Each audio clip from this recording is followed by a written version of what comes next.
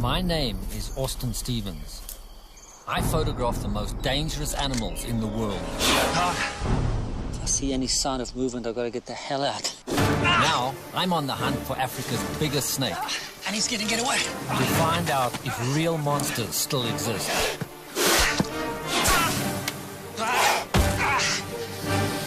It's closing on my neck. That's not good.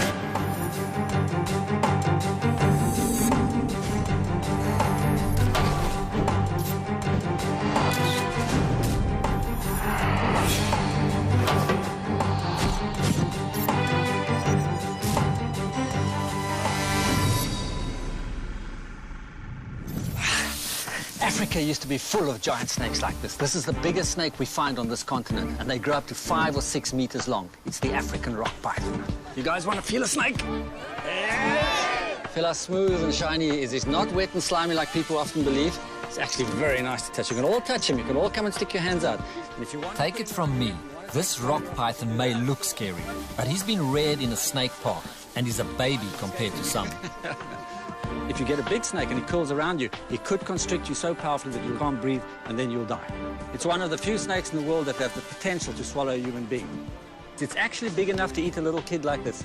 He could swallow you when he's fully grown. He's twisting me arm. Yeah, that's okay. Just let him hold you. Let him hold your arms. You tell me if it...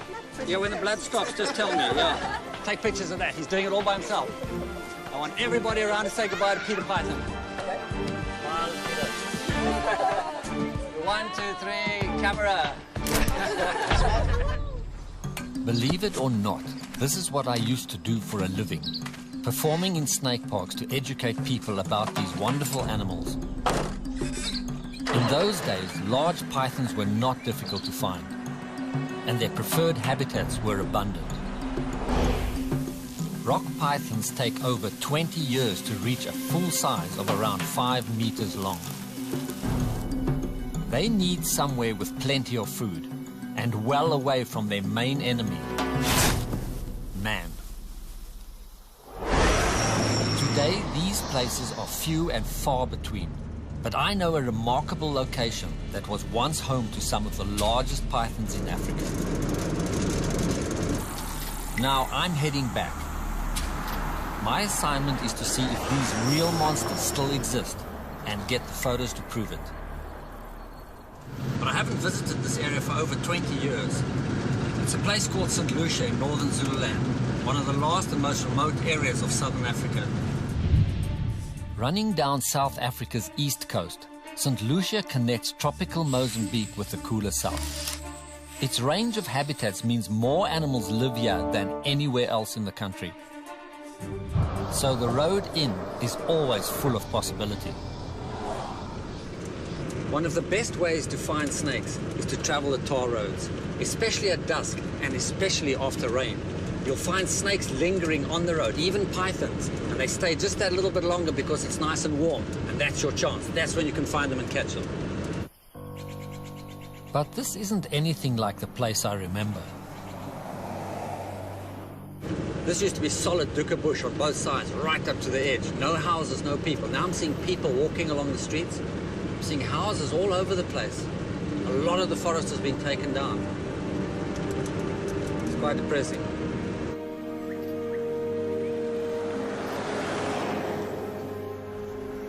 I need to keep going and find somewhere well away from people. So as night falls, I continue on.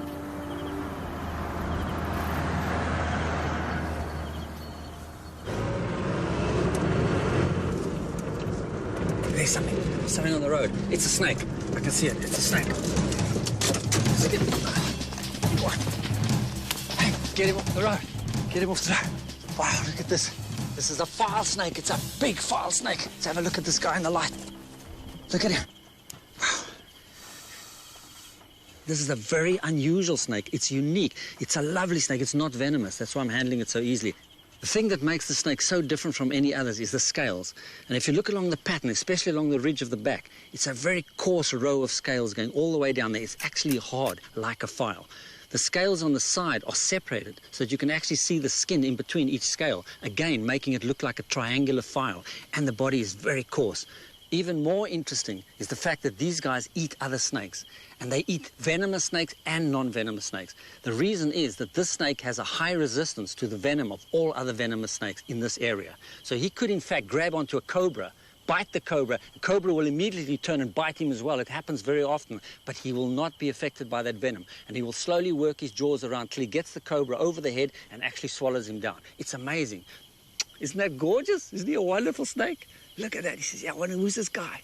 I've never seen this guy before. You see me on TV. You must watch every now and you'll see something. I'm fooling around now. I'm going to put him in the car and take him and release him where he's safe. If I want this file snake to survive, I've got to move it away from the main road.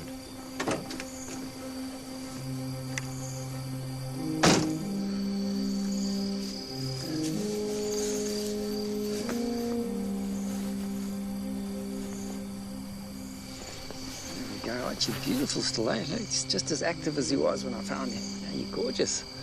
It's such a nice feeling when you rescue something from a potentially dangerous situation and then you let it go. Up you go, boy.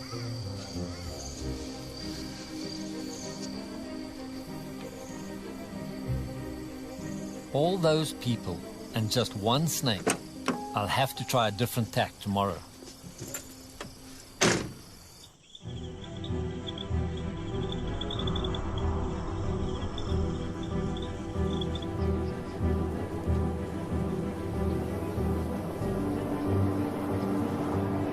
Next morning, I discover there are still plenty of people about. But I have a plan.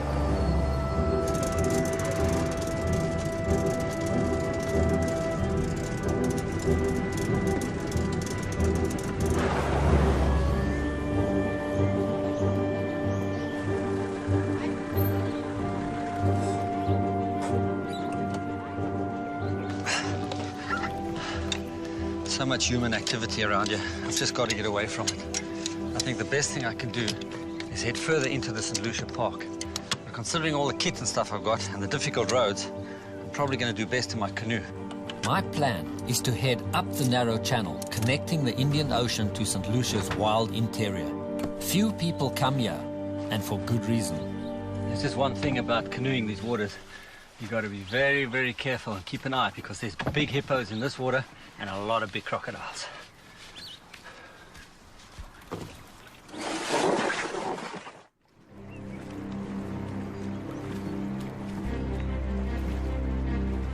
This estuary is one of the few places in the world where hippos and crocs share the water with sharks. The marsh on either side is almost impenetrable, protecting this wilderness from the outside world. But even this place has changed since I was last here. A long drought means the river hasn't reached the sea for 7 years.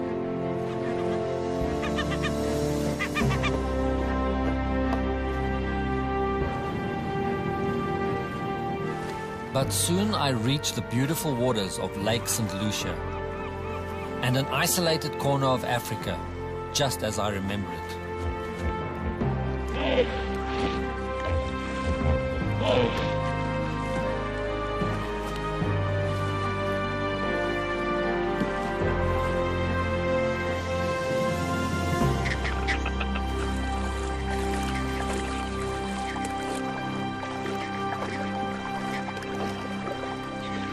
You hear that?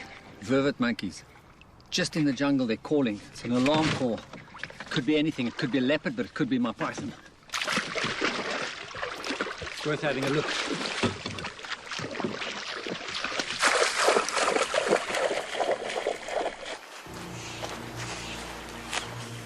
It's not always easy to spot snakes, so it helps having friends in high places.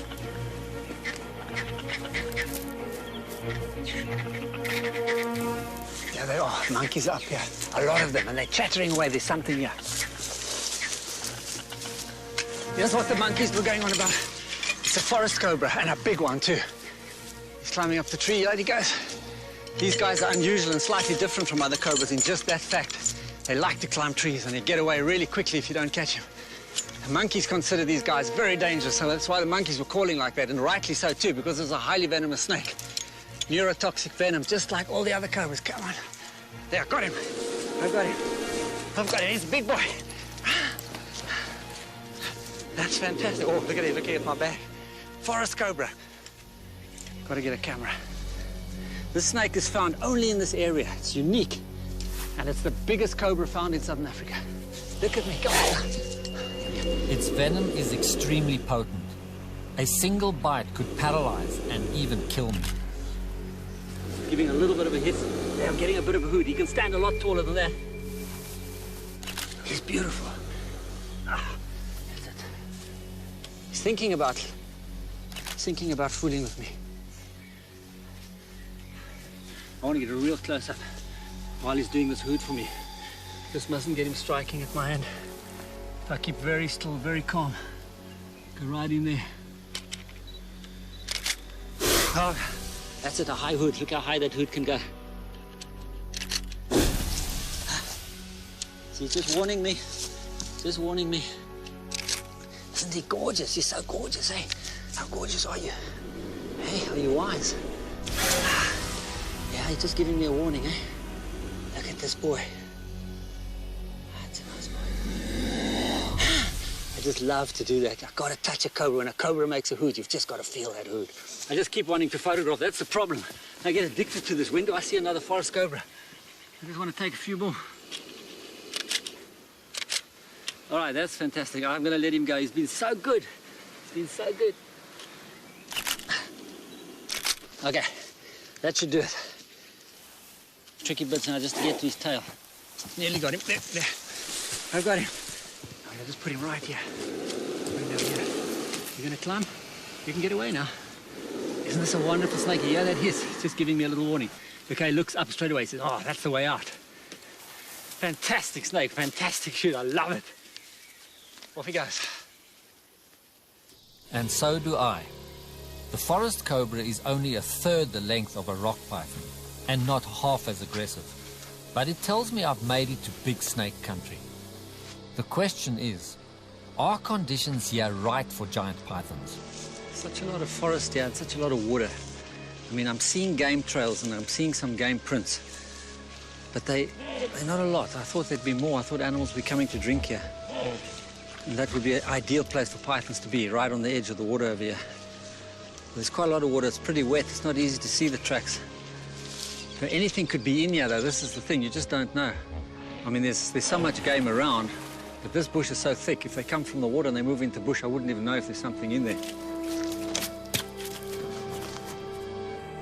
The biggest pythons rely on a steady supply of food, anything from rats to antelope.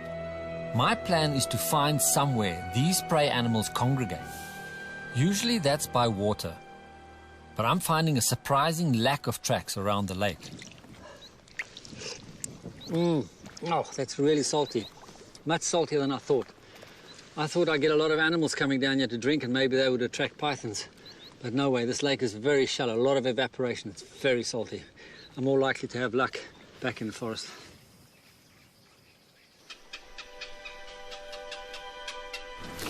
The lake is too shallow to paddle any further, so I head inland to set up camp and weigh up my options.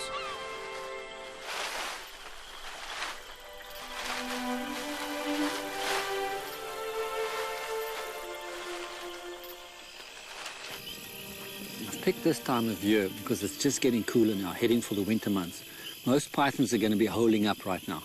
And this is good because in the mornings when the sun comes out, they'll come out and bask.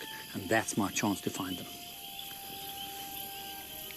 So, I'll be up with the sun, hunting for pythons.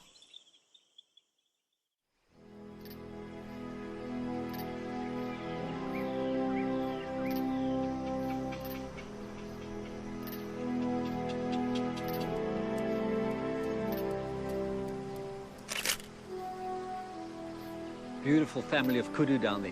I'm sure they don't drink the water, it's too salty, but they probably eat the grass around the edge. I haven't been here for like 20 years, so I'm sort of trying to get the lay of the land. My plan is to move inland, follow game trails, find anything that might lead me towards a python den.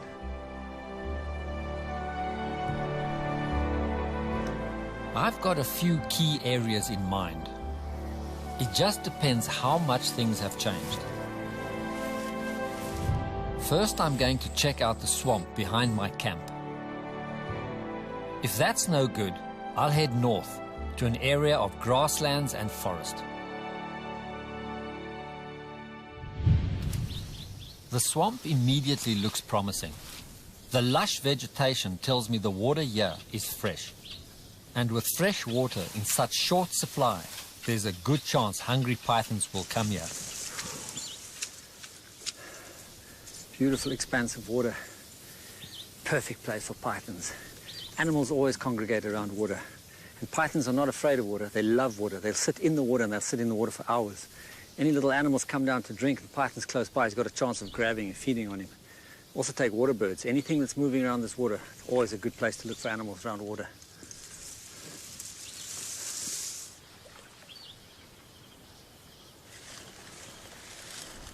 A lot of animal tracks. Animals obviously come here.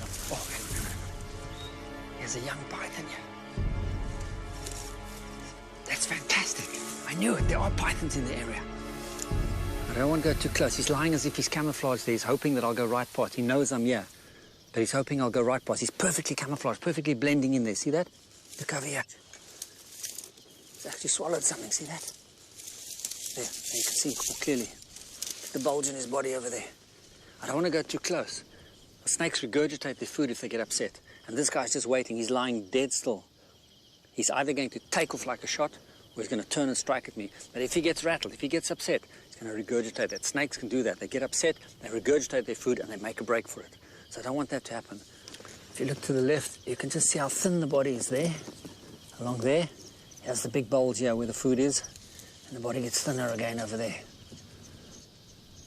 A large meal can take weeks to digest and could sustain the snake for many months.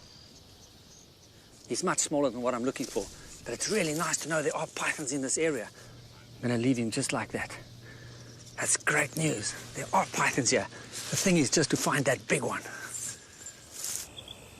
The marshy ground and dense vegetation are ideal for pythons, but it makes snake hunting tough.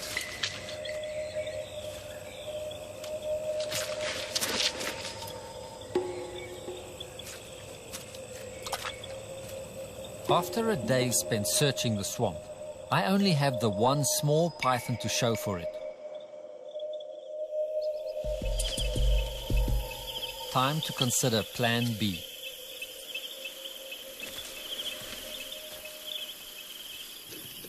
Not having much luck between here and the coast.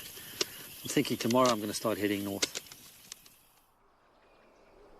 What I'm looking for is fresh grazing, which should be home to plenty of python fodder.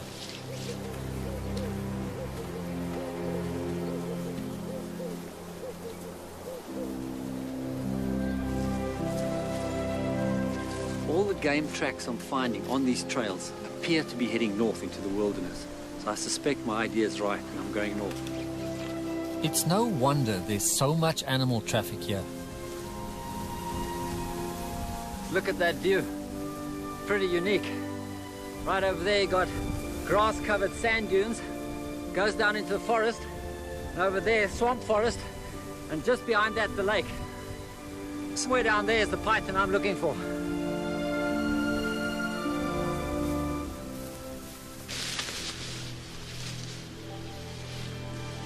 This jumble of habitats is key to producing giant pythons.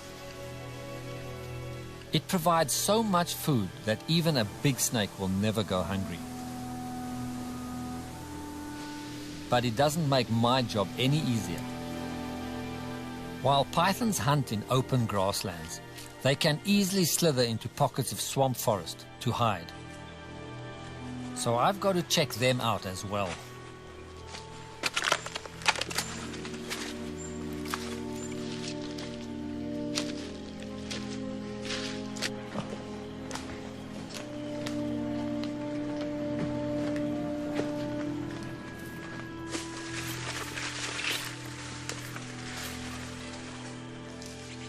It gets dark down here in the swamp forest. When I used to come here years ago to photograph frogs and snakes, I'd on occasion run into buffalo or sometimes hippo even. Those animals are inclined to wallow down here sometimes. And I'm actually seeing some prints right now, which could be something like old buffalo prints. That's the kind of area you don't want to be in too long because there's too many places animals can be hidden. You cannot see them. You come across them, suddenly you're in trouble. Better to get to the other side as quickly as possible.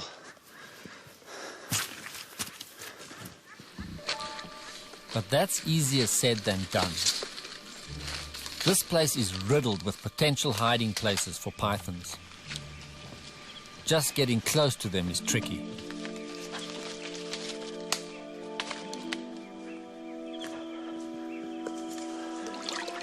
This is one of the reasons game comes down here. Drink the water. This is actually fresh water.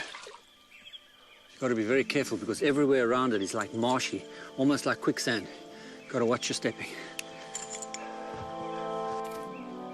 Pythons like to bask in patches of sunlight, so a small clearing looks promising.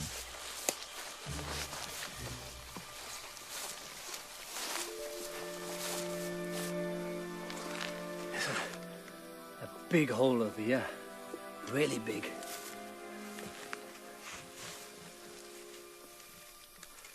And typically, it curves around. It looks like it's almost in use. There's something been going in and out. I mean, it could be a wild pig in here. I better just be careful, but have a look. This is the typical type of hole I would want. I might expect to find a python. Let's go a little bit deeper in.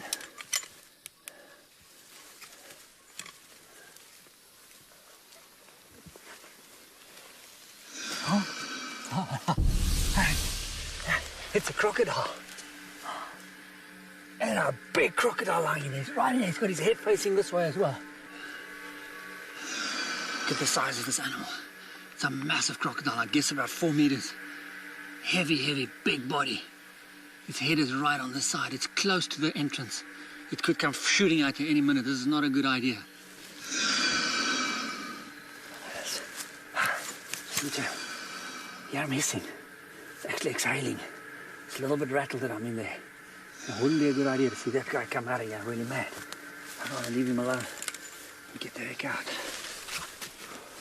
Just like that croc, pythons rely on holes for protection. Even the largest snakes are vulnerable to attack by anything from a mongoose to a hyena. So even though it's risky, I've got to keep checking out the holes, especially along the forest edge.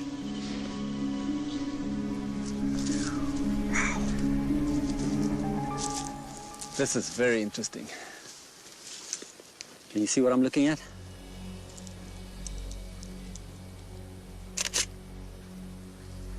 That's the ultimate in camouflage. That's a gaboon viper. Just going to gently move him. See how he feels about that. Look at that body. Look at the colors on this body. And look at the size of that head. See the head there? You okay, boy? Oh, he's starting to flatten out a little bit. Doesn't like this too much. Just look at that.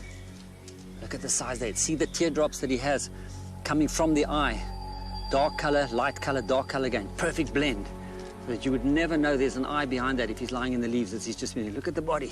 Wow, he's much bigger than I thought. He looked a lot smaller.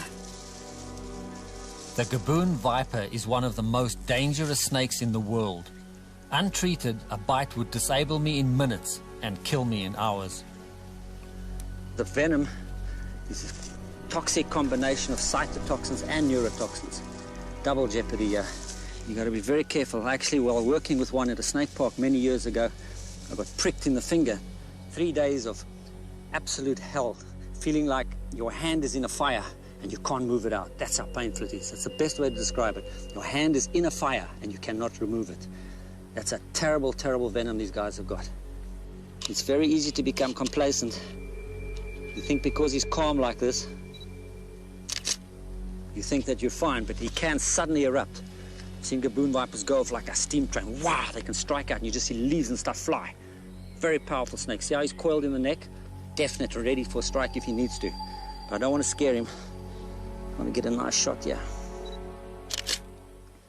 Okay. Wow, what a snake.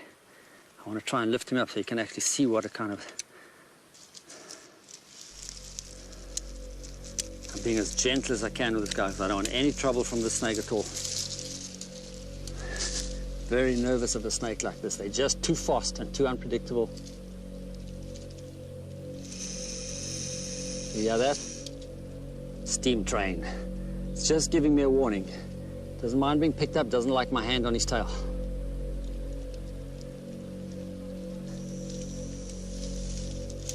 Gotta be very gentle, very slow. Look at that body. Look at that snake. Is that gorgeous or what, eh? That's the most beautiful snake you'll ever see. The fangs are hinging fangs like all vipers. So they're tucked up in the top of the mouth and the top of the roof of the mouth. And just look at the gorgeous body. Look at the bottom. I want to turn you around. Look underneath. See the pattern over there? Everywhere you look on the snake is completely camouflaged. He's perfectly designed for forest dwelling. Wow. It's absolutely gorgeous. I'm absolutely awed. Put him down again. Incredible things.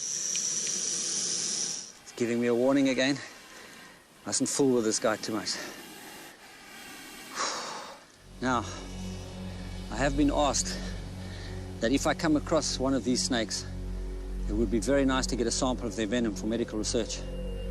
They're doing a lot of research into anti-venins, anti-snake bite serums, and gaboon viper venom would be very valuable. I have got the apparatus with me, but this is such a big snake that it might be worth trying. Let's see what I've got here. I'm really nervous about doing this. Let's just see what his reaction is, because I have to take the snake behind the head. That is not a good idea with a gaboon viper, ever.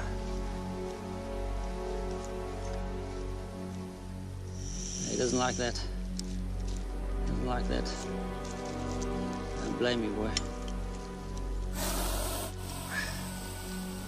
Okay.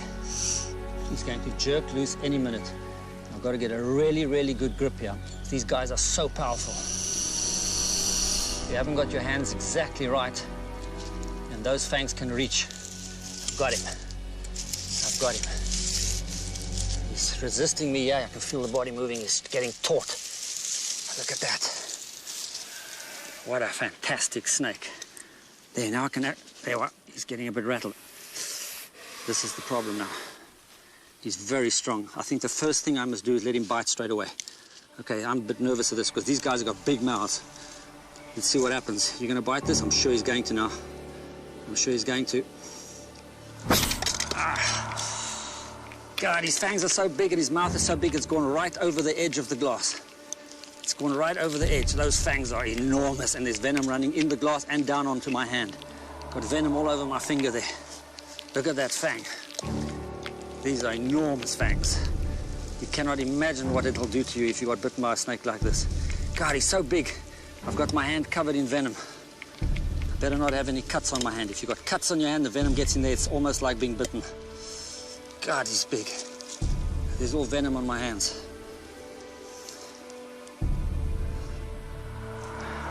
Here's my forceps. Do not lose concentration. The fangs pulled back as soon as he came off the flask. But if I lift them up, you can see them there again. Biggest fangs of any snake in the world. Look at that. And he's strong. Look at that. I'm going to have to let go of the snake very soon because he's going to squeeze out of my hand. And I cannot control him and I'll get bitten for sure. Really. Okay, now this is the most dangerous part. It's trying to get your hands away from there. So what I've got to do, because he's coiled, ready to strike. He wants to go for me now. He's really mad now. Didn't like that at all. I have to let go of this head very quickly. That's all I can do. No secret way to get out of this. What a snake. Look at that beauty of this snake. That is the most incredible creature. Isn't that fantastic? I'd love to get a real close-up of that head, but he'd probably kill me. Can you hear what he's saying there? I dare you, he says. Come closer. Just come closer. What a snake. All right, that's enough. That was something else, I'll tell you. Bye, boy. Thanks for that. He says, bugger off. Okay. I've got to wash this venom off straight away. I mean, this stuff is sticky and it sticks. And the next thing you're doing, you're rubbing your eye or something and you get it in your eye. That's it. Pour some on here. Just get as much off as I can for now. Gosh, I tell you. No python in this patch of forest, but that rare viper tells me I found a good area for big snakes. But spotting them in the surrounding grassland won't be easy. Even a giant serpent stands just 10 centimeters tall. So any clues are likely to be well hidden in the grass. Yeah, look at this. You see here? That's the kind of thing I'd be looking for. Obviously something is laying here. You can see how the grass is all pressed flat. Perfect clue. And this guy's moved off and he's gone through the grass over here. Now this is the kind of thing a python could come across and he might just pick up the scent. He might wait here or he might move on and follow this. It just depends how old the trail is.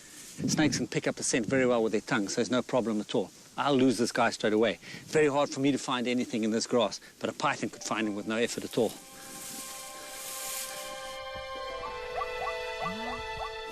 Wildebeest and zebras are too big even for a monster snake. But by mowing down the vegetation, they make hunting for signs of python a little bit easier. So this open grassland is a very good place to continue my search. Just look at this. See that? That's definitely a python track. Even got his tail pulling through the center there, just the tip of the tail. I wouldn't have seen this except it's right on this game trail here where the sand is soft. And you'd lose it quickly unless you move along the trail. You don't even see it with your naked eye until you line it up. Go down and line it up. Now you can see python trail all the way. He's been through here. Quite a big guy. It would have to be a big snake to make a trail that wide. It's not easy to tell exactly which direction he's going, but I would imagine towards that forest over there. I'm going to trail him.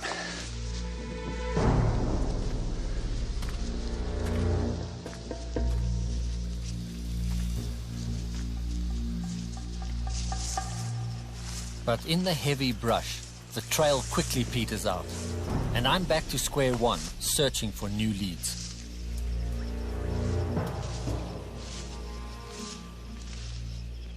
Hey, look at this. Here's a shed skin, snake skin, and it's a big one. It's a pretty big one. It's got to be a python. It's too big for anything else. Look at that. Ah, man. And yeah, I've got the head. Here's the head as well. Look at this. I've got almost a complete python skin. It's very unusual to get this much of a skin in one go. Because a large snake like this, when they're shedding the skin, it usually breaks off in little pieces, scattered all over the countryside. Now, if you look at the skin there, you can clearly see the eye caps as well. If you turn him over like that, still see the eye caps there, and there you can see the real color of the snake's head. The snake actually sheds its skin inside out. And the best way to explain this is imagine you pull a sock onto your arm and you roll that sock off. That's how a snake sheds its skin. It just rolls itself out of the skin and leaves the entire skin behind.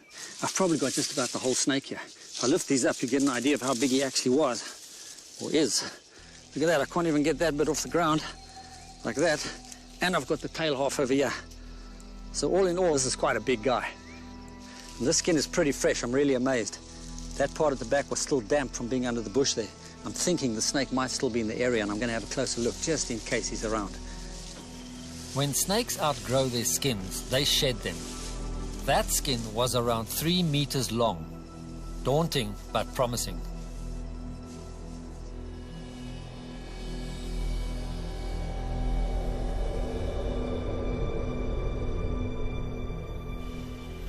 Hey, look here.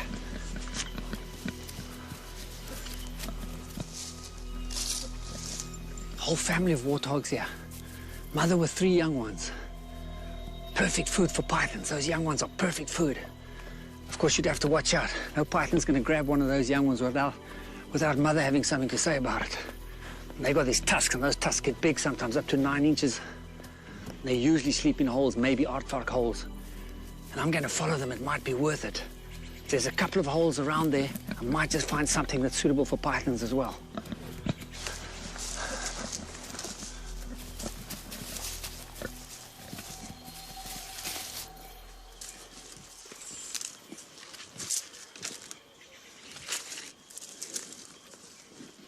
This is where the pigs came in, and I can see why. There's holes here. There's holes there, there's holes there, there's holes here. These might be old aardvark holes. It's the kind of thing pigs love. I mean, they could be in here. There's some tracks here, but they're not fresh tracks.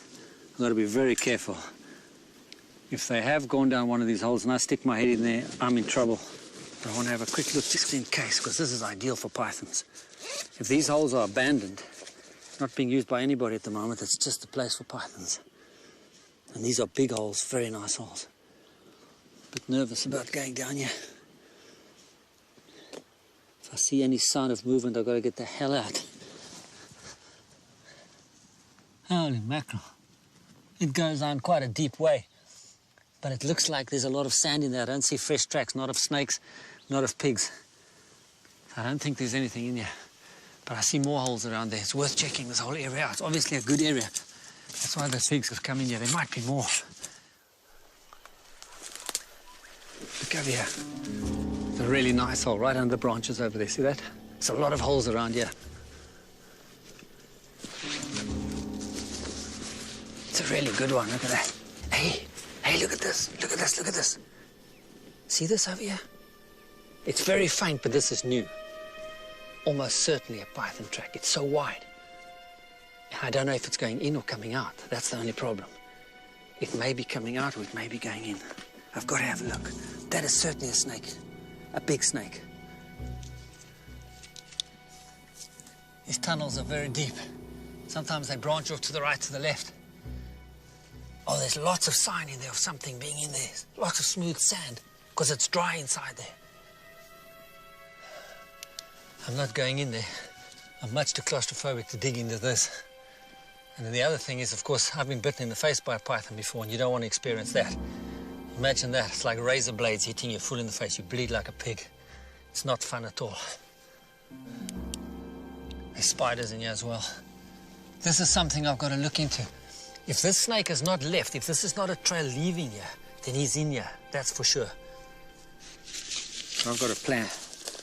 Rather than risk my face getting bitten again by sticking my head in there, I'm going to send this camera down first. It's got infrared as well, so I don't even need light.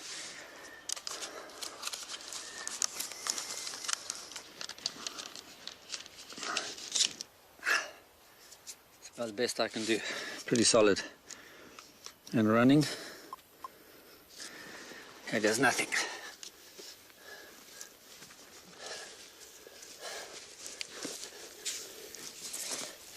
You don't want to be in a confined space with a big python. Not if you can't get out really fast. So I'd rather do this.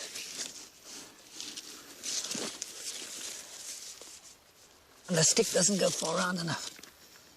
I can't get right around the bend. It's not working as well as I thought. There's only one answer. And it's something I desperately hope to avoid. But this burrow looks so promising, and I've come so far, I've got to overcome my fear and go in myself.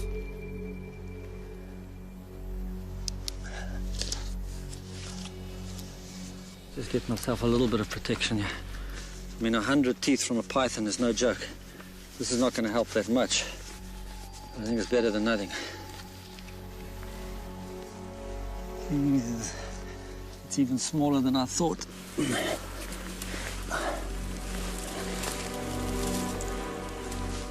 Well, this is not pleasant. The infrared's working, but I don't see much.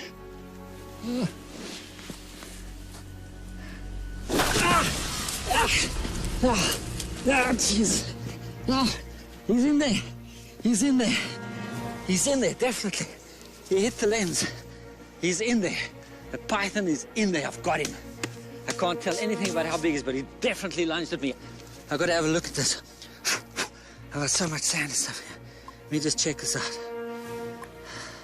He's in there. There's no question about it. Something struck at this lens. It was like a bump, you know what I mean? Something solid. Yeah, there it is. There it is. Bang! Right on my screen. Right on my lens. The lens is okay. Luckily, the lens is tucked far back. Well, I'm glad that wasn't my face. Only thing I can do now is actually stake him out. He's got to come out sometime or other. And it's cool today. And I think when the sun starts coming out and he gets a chance to bask, he's going to be out like a shot. If I can place myself well hidden somewhere where he doesn't detect me, I'm going to get this python. I have to get at least half his body coming out, so I've got a chance to run and grab him. Because if he sees me like a shot, he'll be back in there. That tunnel is tight. As you go around the bend, it's almost impossible to move, and I don't know how far it goes. I'm going to get this guy. I just got to set myself up really nice. Snakes are sensitive to vibrations and have a keen sense of smell. I must stay downwind and perfectly still.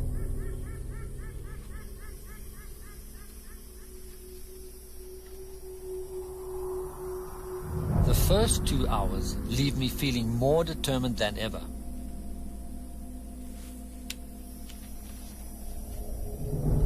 But 2 more leave me itching for a backup plan.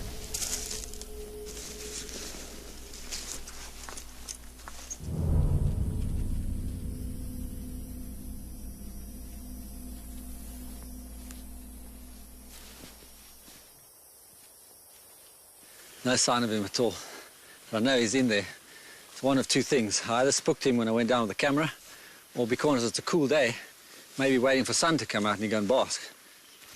But there's a third possibility.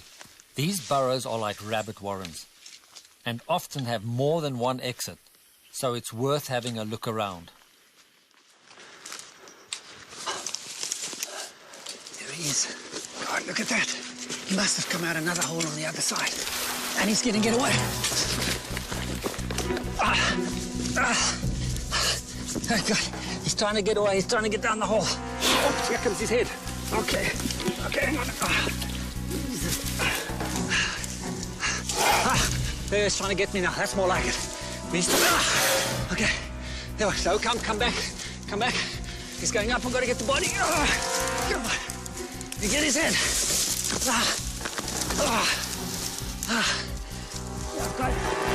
It's a real python. This is our big boy. Let me take a breather. He wants to bite me if I get my face near there. He lunged up. Now I'm letting his body come out because he's coming out on his own now because he wants to get around my body so that he can grip on something and pull his head loose. So I'm letting him come because I can't make him. I can't get him out.